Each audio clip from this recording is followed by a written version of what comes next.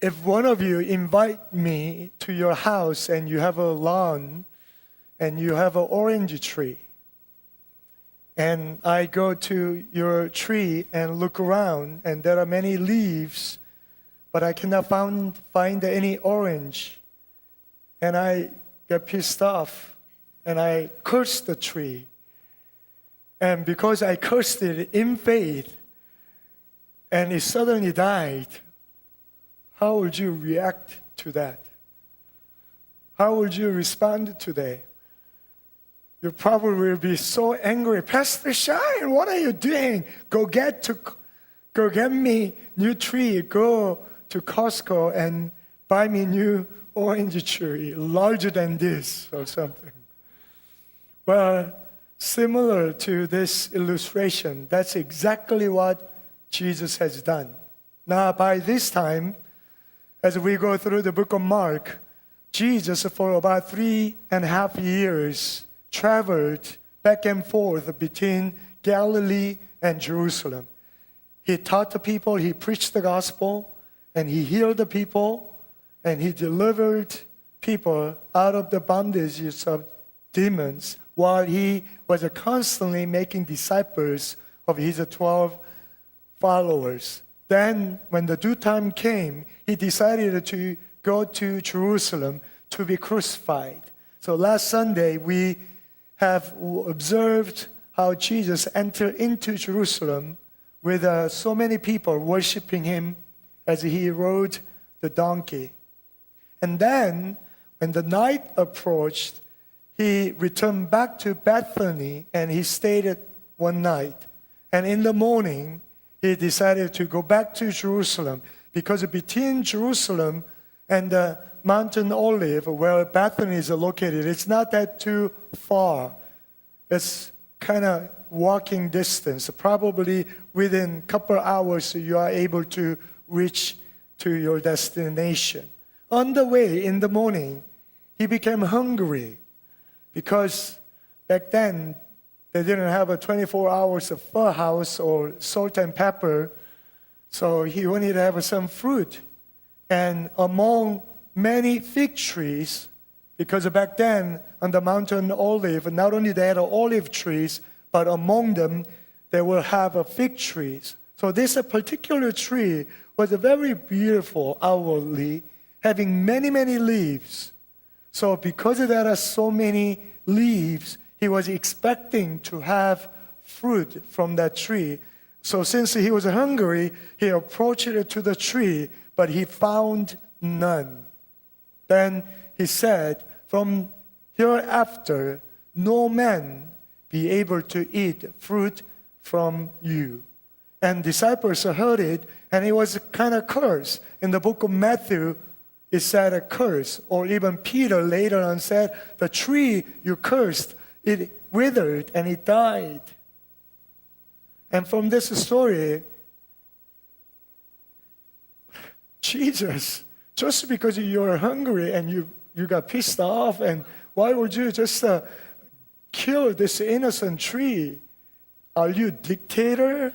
I mean, it doesn't make sense, because his nature, his character, as we have observed from book of Mark, he's full of compassion. He loves us, and anything comes out of him is all blessing. But why would you curse this tree? And also, Bible clearly says it was not in the season of having fruit. And as we know, this time is a springtime, and the fig tree will bud leaves, but not yet the fruit. They had to wait couple more months to have actual fruit, but he is so unreasonable. What does this story tell us? Because anything he performs, all kinds of miracles, all kinds of events, he does it purposefully to give us a life lesson for you and I. And later on, we know that as we further study, that this he uses to teach us the power of prayer, not having the doubt. But more than that, in this intent and his motivation that we want to know. For me, this passage always has been bothering me. Because with a human logic, with a humanity, we end up judging Jesus. I mean, he's so unreasonable. The tree, you should have waited a couple more months just because you were hungry. You should have gone to market or buy some bread and eat. And just because there was no fruit and you're hungry, how can you curse this tree?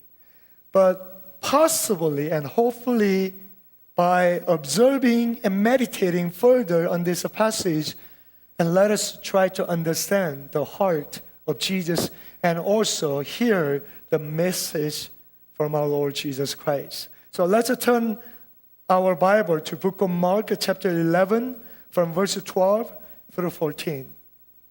Let us alternate book of Mark chapter 11 from verse 12 and 14.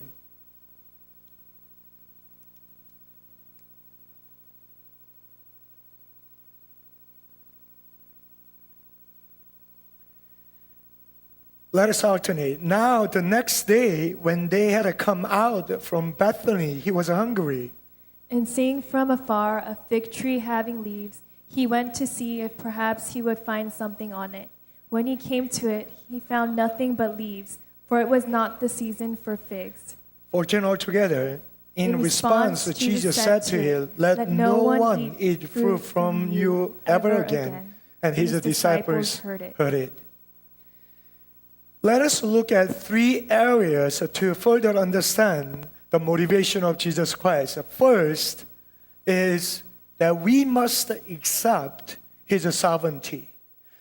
Apart from humbly accepting his sovereignty, this passage will no way make sense to us. Everything happens in our life. It happens for a reason. But we must understand our God is a sovereign God. He's the creator. He's the king. And in our eyes, things happen in our life. There are some good and there are some bad. The reason why we constantly wrestle with the good and bad is because we ate that fruit. The fruit from the tree of knowledge of good and evil. And ever since we ate that fruit, there's a sinful nature in any event, in anything happens in our life. And when we look at all other people, we constantly judge and evaluate, and that's good and that's bad. And when we look at a brother, whatever he said, no, that's not good, that's bad. And whatever the sister says certain things, that's very encouraging, that's good. So because of that fruit in us, we constantly say these are good and that is bad. So when God allows some tribulation and trials and sufferings in our life, we cannot understand because it doesn't make sense. In my standard, in my ruler, God, you have allowed evil in my life. You have caused suffering in my life. And we murmur and try to argue with God. But we humbly must accept God's sovereignty and his goodness. Whatever he says, whatever he executes, everything is good and we must accept it knowing he's a sovereign God. For example, in the Old Testament, God commanded all the Israelites go into the land of Canaan. And all the 7 tribes you see, you annihilate them, all of them.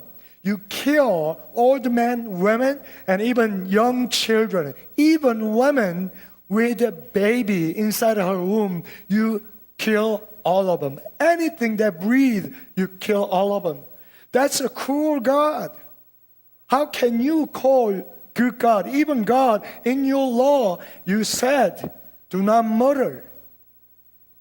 But because it came from God, it's good and we must accept it. And with our own logic, and because we ate that fruit, and it doesn't totally make sense. Many things in the Bible are like that. Job had to struggle with that because he thought he was righteous. he was righteous to a point when his children will have a party, then he will ask them on behalf of his children and prepare offering to the Lord. And he was an intercessor. And that much he was blameless as he walked with God. But God allowed evil in his life. And he endured for a certain time, but he couldn't no longer. And he began to vent and complain against God. And as we know the story, God will appear and will say to him, when I laid a foundation in the universe, where were you? How much do you know? I have a perfect knowledge that when I created a crocodile, that fearless animal, how can you catch him? How can you fight with him? And with his arguments, he silenced Job. We cannot ever fathom his knowledge, his execution, his governing of our life and the world. And unless we humbly accept his sovereignty, Jesus' behavior, the fruit, the barren fig tree, out of season, he curses, we will never be able to understand. And that's why accepting his sovereignty with humility, and anything happens in our life, and that's why God commanded it, give thanks in everything. And that's the only way we can acknowledge God, and that's the only way we can reconcile our relationship with God, and that's the only way that we can draw ourselves nearer to him. Acknowledging his infinite, and we are finite being, and we don't fully understand. But yet, we believe he's always good. Even killing all the Amalekites and all the Canaanites, even including children, even innocent women with the children. And there's another aspect that I believe Jesus symbolically shows, is that he will be soon crucified on the cross. And he will die, and he will be resurrected, and he will ascend into heaven. He came to earth as a servant. But second time when he returns back to us, he's not going to come back to us as a servant. He's coming back to us as a king and as the judge. When he comes back, he's going to judge with the curses. Because no matter what, the sheer reality is those people who rejected Jesus Christ will be condemned eternally in hell. That's reality. And he will judge all the people according to how they have received Jesus or rejected Jesus. And that tree was not able to make available with his fruit to the master, he was accursed. And when he returns back and demands from us righteous fruit that is imputed by his blood, then all the trees and all the people will be judged and cursed and condemned. And the second area that we try to understand Jesus' intention is by looking at the barren fig tree.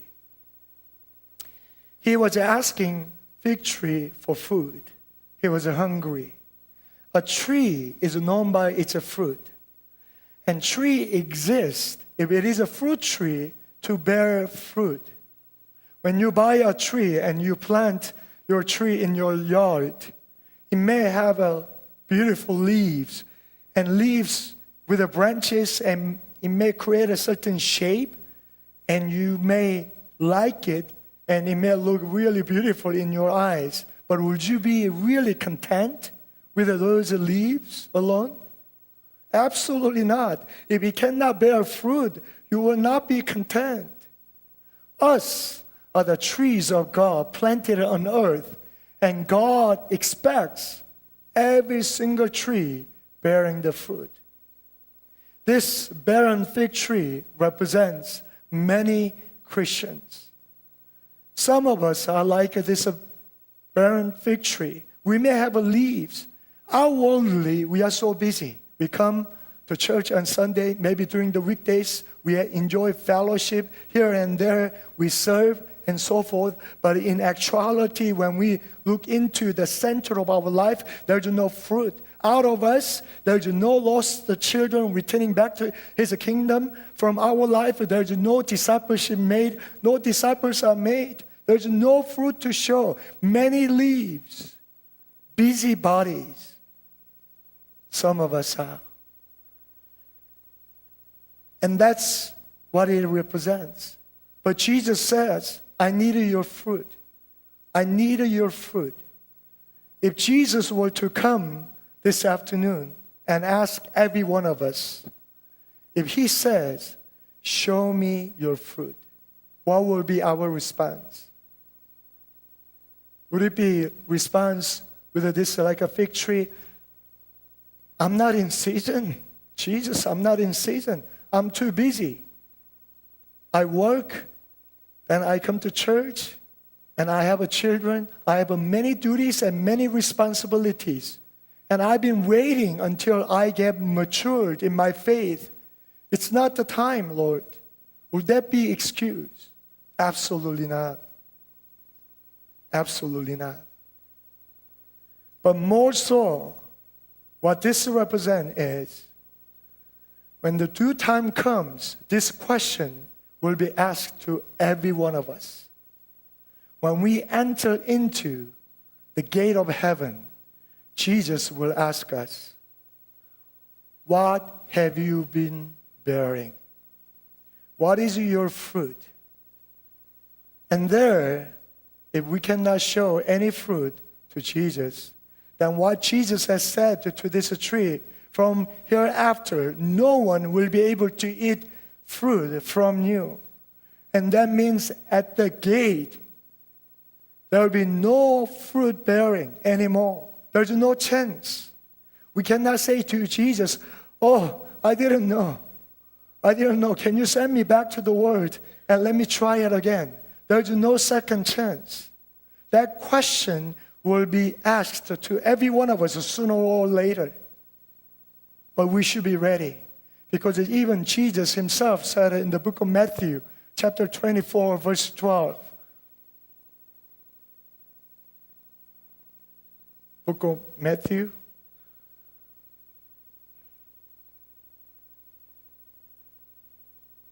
Okay. In the book of Matthew, chapter 24, verse 12, watch therefore, because you don't know what hour your master will come. So we need to watch therefore that you do not know what hour your Lord is coming. So we need to have a sense of urgency in our life. Sense of urgency.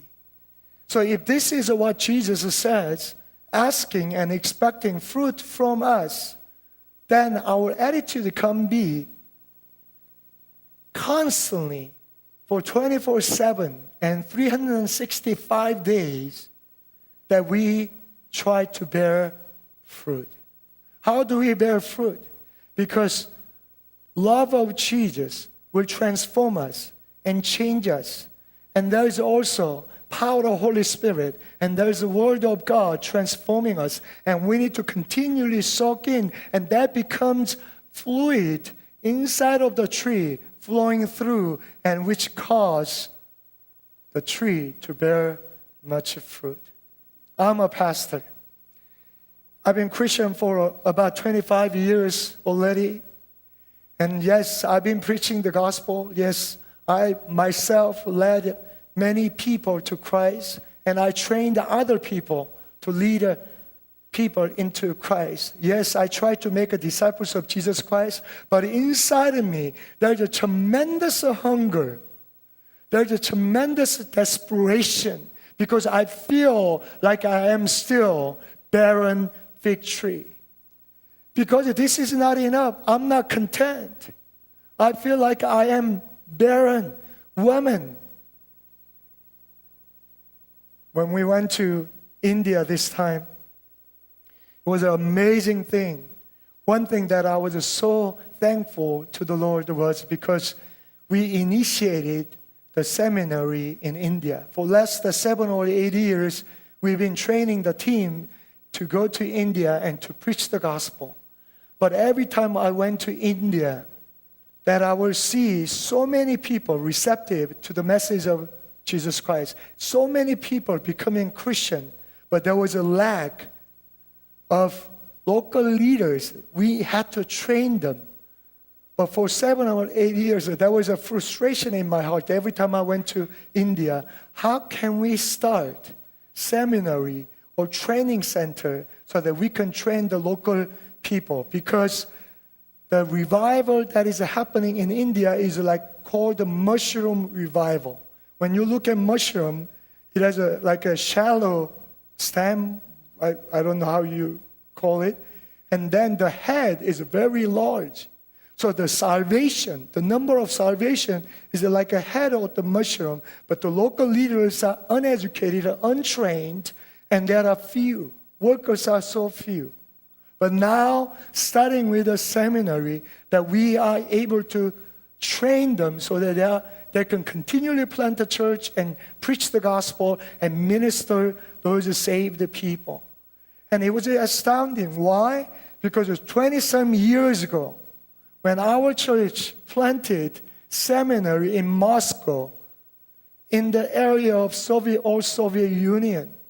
And first generation Korean believers from KM side, they went together and they eyewitnessed their launching. Without expecting, in some years later, thousands of churches will be planted in Soviet Union. And these are first generation Koreans will be continually praying for them and continually give monetary gifts. And now we see so much fruit. And for this India, for the first time, our second generation English-speaking members joining this historic moment, be able to eyewitness 39 seminarians coming and joining together with the KM members and celebrate and have an inauguration service. And I couldn't help myself but tear up, because what we are seeing today, some years later, that we can see thousands of churches planted in India. What God has done in old Soviet Union with India, He can do it 100-fold, 1,000-fold. Why? 1.3 billion souls in India, and they're so receptive. And power of the Holy Spirit is so much moving. And I pray to God with the English-speaking congregation, Lord, you can do even greater ways. And I was just so excited. And I was just so thankful to the Lord. In that inauguration service, Pastor Kim, our founding pastor, gave an encouraging word to 39 seminarians. Then Pastor Han gave a sermon. Then afterwards, we had a representation from Indian church. And this pastor would come forward and encourage the seminarians. And this is what he said. During his seminary years, he had such a hunger in his heart because he felt like he was a barren woman. And he gave this illustration. In Old Testament, you see Jacob and one of his wives was Rachel. Rachel was barren. So Rachel will come to Jacob and say, give me a child. Give me a child. She couldn't stand being barren. So to her husband will say, give me a child. That similar story with Hannah. Hannah was barren. Not only she cried out to the Lord, but she will also tell her husband, Elkanah, I need a children. I desire children. Us, as a bride of Jesus Christ, that we need to come before our husband, Jesus. Jesus, I want your children.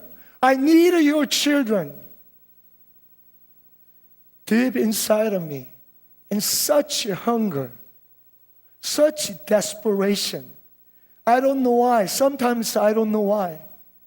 that He will not go away. And I cry out to the Lord, Lord, I need more of your children because there are billions of people dying without Jesus Christ. That's a sheer reality. But we are not moving forward. We are not opening our mouth. And we are not praying for them. And Lord, give me your children. I am sick and tired of being barren. I am sick and tired of being barren fig tree. Knowing that's your desire, that's your expectation from our life to bear much fruit. Not only I pray for myself, but our ministry, for our EM, second generation and English-speaking congregation, what God has done through KM. One thing that I come before God and plead to Him is, Jesus, you promised, if you forsake your land, your father, your mother, your children, your wife, even yourself, that there will be hundredfold in this world. So our first generation, Korean people, they have forsaken land, father, mother, but also their children. And some of you experienced that sacrifice. You were neglected for the sake of the gospel of first generation. Then He said, hundredfold He will return. That doesn't mean the parents over there will continually have babies. Some of them are in their 70s. What does this mean? And I contend before God, Lord, let this generation, let English-speaking generation bear hundredfold what you have done with the first generation. According to your promise, let there be hundredfold of salvations and church plant and expansion of your kingdom. And God used this generation and this ministry. I look at my life as a barren fig tree. And I look at EM, and it looks barren fig tree. And we must have a dire desire. Whatever it takes. Lord, if it is a pruning, we'll take it. If it needs a fertilizer, we'll take it. But we will not stand being barren.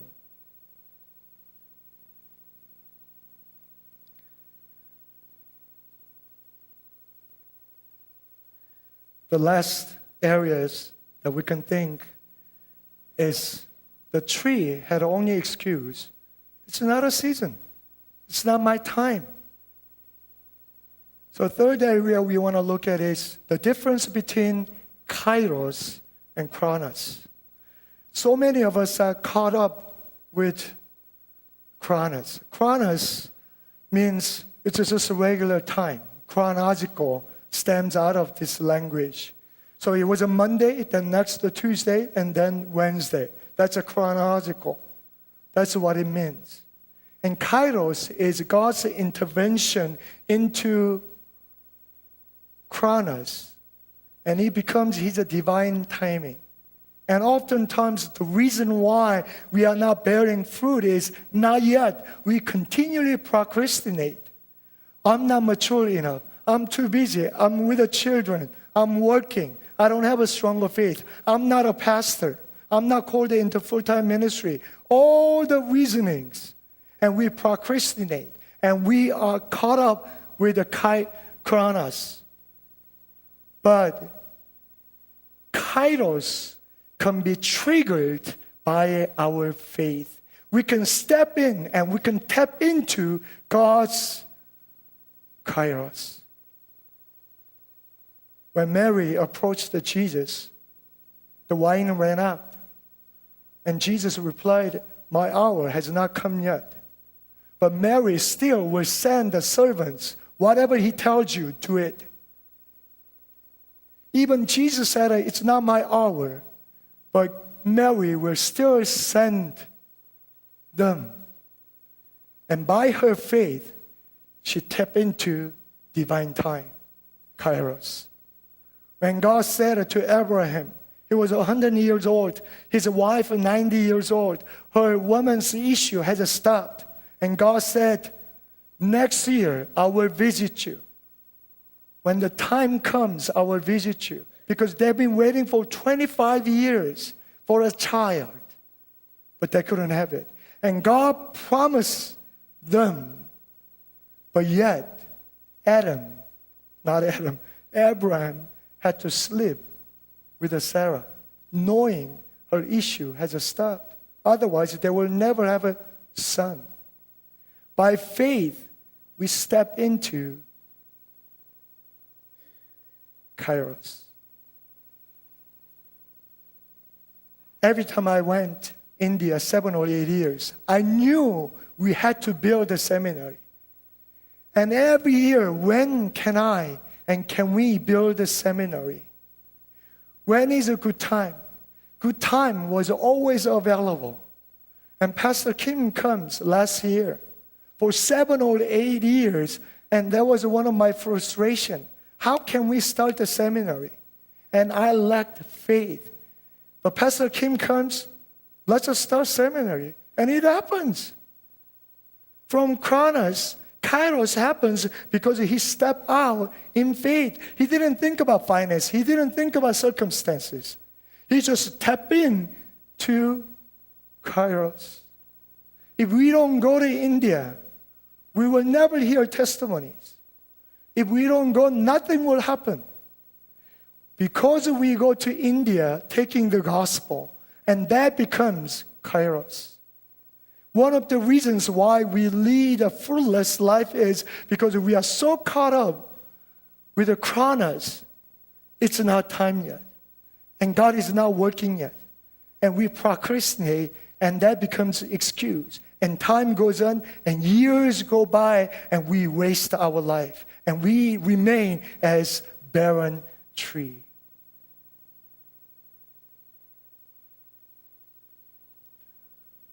I was sure of God's calling.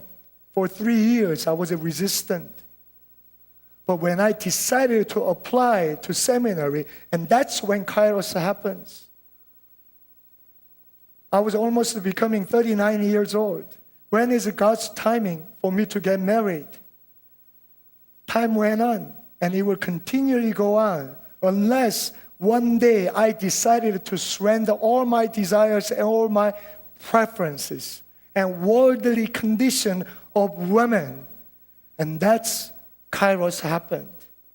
And in 4 months, I was able to see my wife. And she was right there in my group.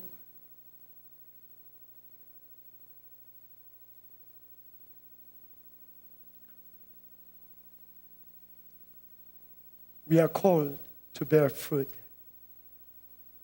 If you abide in me, in my love, in my word, you will bear much fruit. And with much fruit, you will glorify God.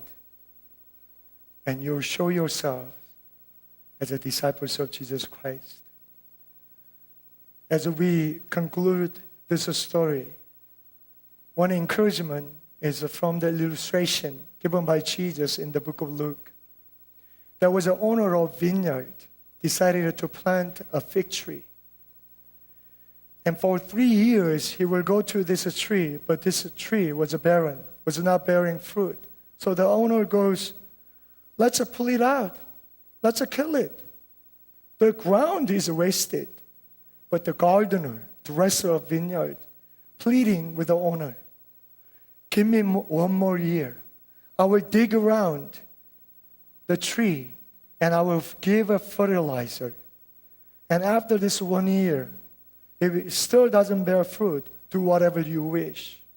Our Jesus is contending and interceding between us and God. Even though we may lead a barren life, He's continually interceding and asking God, give him 1 more chance. Give him 1 more year. Give her 1 more year. And I will do pruning or fertilizing, whatever it takes. And our Jesus is willing to be patient and continually give us opportunity. Let us all rise.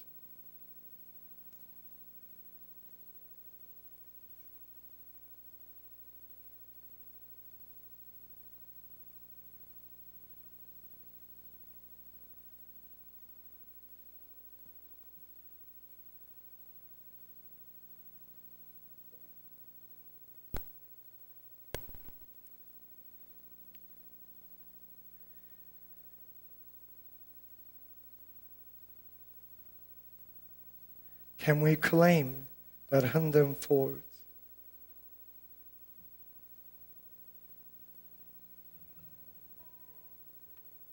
Some of us went through the period of life, seeing your parents going to church and pray night and early morning, and going to the mission field, and you felt like you were neglected and left out. They innocently believed the promise of Jesus. In this world, that you will receive 100-fold. And we want to claim the promise.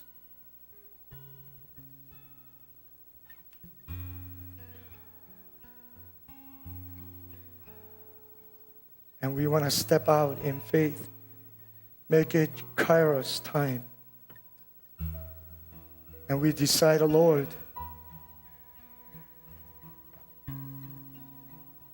I no longer want to be barren. Whatever it takes, use me to bear much fruit. Because you commanded, be fruitful from the beginning. Then this barren tree will receive a curse.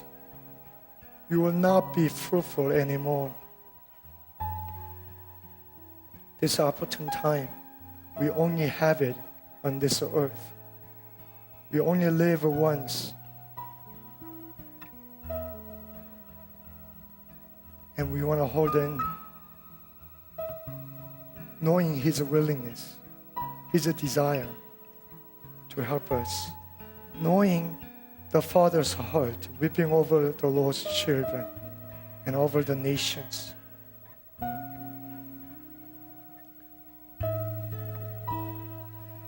Let us call out His name 3 times and pray. 1, 2, 3. Jesus, Jesus, Jesus.